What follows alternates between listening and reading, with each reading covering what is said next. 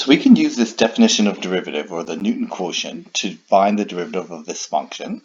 So we're going to generalize that point x. Okay, so I'm just going to draw a little picture here. So we have this parabola centered at 0, 0. And I'm going to have some general point x here. And that point here would represent f of x. Okay, so that y coordinate is f of x. Okay, and then I have some point just arbitrarily far from that x. We're going to call x plus h. And then it has a y coordinate here of f of x plus h. Okay, so in this case here, maybe we'll just put it in there as x plus h squared. Okay, and then we'll use that point as just x squared. Okay, so changing that point here, just going to zoom in a bit here, and we'll change that coordinate to x squared. Okay, so then what we want to do is draw the secant line. So we have the secant line, which represents the slope between those 2 points. Okay, and we're going to calculate the slope between those 2 points and bring those 2 points closer together. So it's going to look like this. It's going to be the limit as h approaches 0. So it's going to be y1,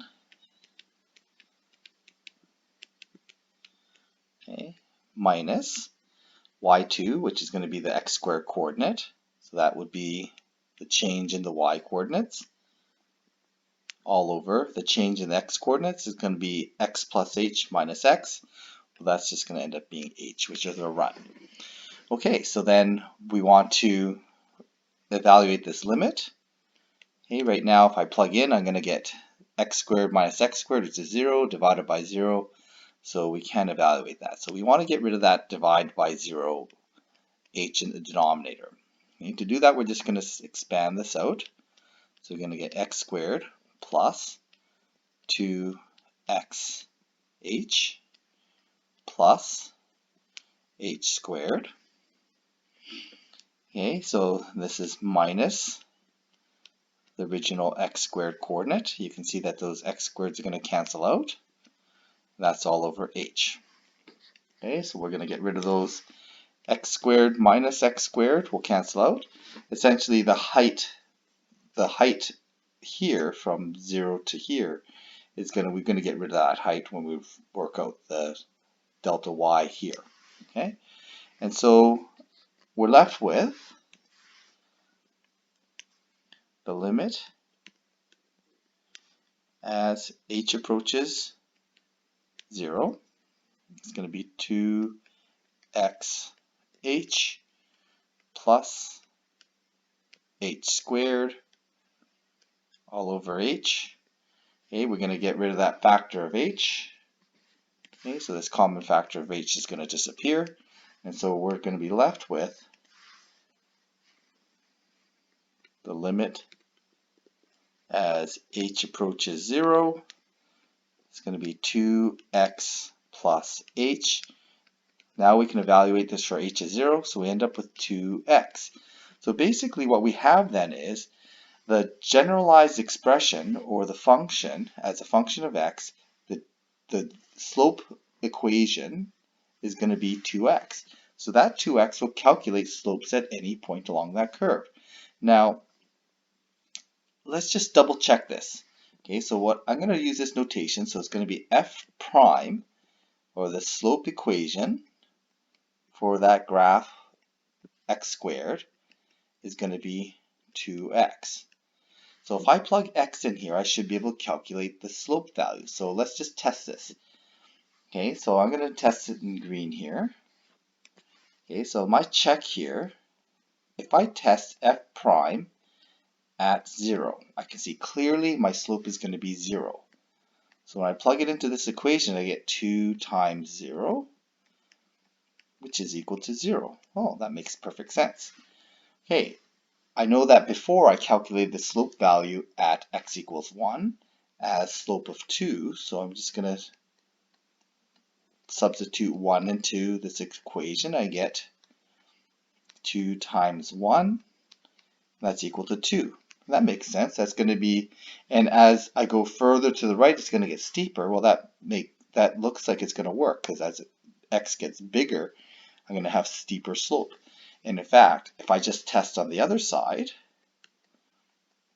if I test -1, it should have the exact same slope, but going in the opposite direction. So it should be negative. So if I have 2 times -1, yeah, it's calculating the symmetrical slope, but negative, which is kind of what my picture is indicating I should be getting. Okay, so this slope equation then is what we call the derivative. Okay, and this seems to be perfectly valid. In fact, we know it's valid because of the way we generated it. We're just basically calculating slope for some random point x. So for any x, it'll work. So this equation should work for every x along that line. Okay, so now it becomes that we have a function of x, the derivative, or the slope as a function of x. So let's try another one here. This is going to be a vertical expansion of 3 times this, and then we shift it up. Okay, so how's that going to affect the slope? Well, let's see here. Let's set this up. Okay, so I'm going to have a parabola again. Okay, this time it's a little bit thinner parabola, and this time it's going to have let's give it that. It's going to have the vertex at 5. Okay, so I'm going to just find some random point, some general point x again. Okay, so I'm going to generalize this coordinate here as x.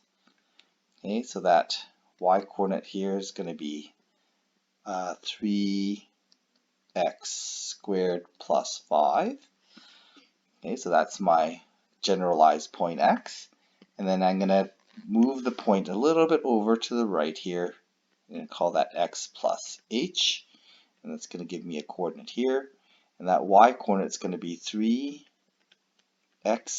plus h squared plus 5.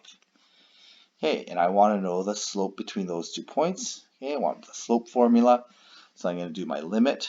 So it's going to be the limit as h approaches 0.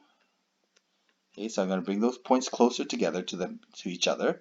And I'm going to have y1, which is 3 times x plus h, all squared, plus 5. Okay, and that's going to be minus y2, which is the other coordinate here. And I need to put it in brackets. Make sure that I'm subtracting the whole thing. So 3x squared plus 5. That's the other y coordinate. And that's going to be divided by h. Okay, the difference in the run.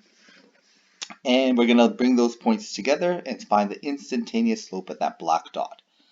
Okay, so I need to do some algebraic simplification here before I evaluate this limit.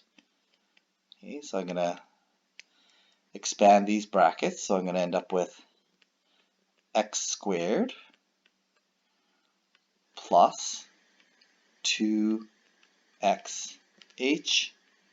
plus h squared, okay, plus 5, and then it's going to be minus 3x squared, and I'm going to do minus 5 as well. Okay, and that's all over h. And you may be noticing something interesting happening. What's always happening is this 3x squared plus 5 always seems to cancel out.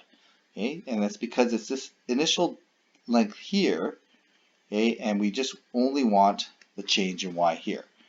So that minus 5 is going to cancel out the plus 5. That 3x squared is going to cancel with the negative 3x squared.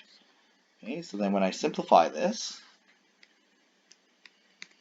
okay, so I end up with a limit as h approaches 0. This is going to be 3 times 2x, so it's going to be 6xh plus 3h squared. And that's the only terms that are left here. And they all have a factor of h, so then I can simplify that factor out. Okay, so I can get rid of that divide by h now. That lets me now evaluate my limit. So plugging it in now, I get limit as h approaches 0. This is going to be 6x plus, well, 3h. When I substitute h is 0, I'm just left with 6x. So basically, what I'm saying is that the slope equation, the equation that calculates slope, which is what I call a derivative, is going to be 6x. And notice that it is 3 times steeper, 3 times bigger than this when we had just x squared. So, and that kind of makes sense because here we have a vertical expansion of 3, so that should affect the slope by 3 times, which it does.